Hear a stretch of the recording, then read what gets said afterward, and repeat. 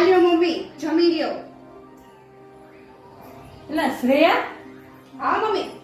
કાલે જ રીંગણા બટેટાનું શાક ખાધું તું, આજે રીંગણા બટેટાનું શાક ખાવાનું મારે? અમે બધાએ જમી લીધું છે, કઈ વધ્યું નથી. એ કાલનું શાક જ છે, ગરમ કરીને તમને આપ્યું છે. જમી લ્યો. બે ટાઈમ જમવાનું આપું છું ને એટલું જ બસ છે.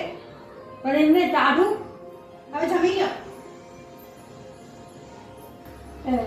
શ્રેયા, હા મને ચા થોડીક બનાવી દે ને.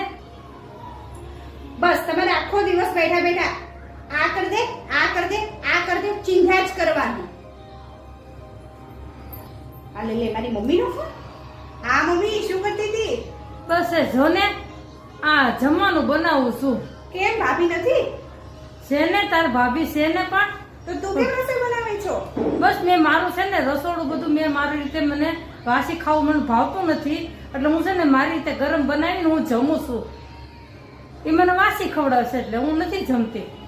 ખમ હમણાં આવીને અહીંયા ભાભી સાથે વાત કરું. ઊભી રહે, હમણાં આવું જ છું. તારે અહીં આવવાની જરૂર નથી.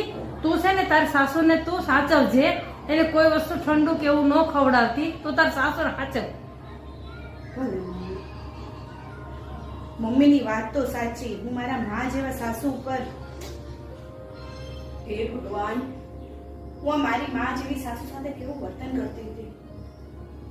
મમ્મી સોરી, હું તમારી સાથે જેવું વર્તન કરતી હતી ને એની માટે. મમ્મી કાંઈ વાંધો નહીં બટા, એમાં શું થઈ ગયું? કાંઈ વાંધો નહીં.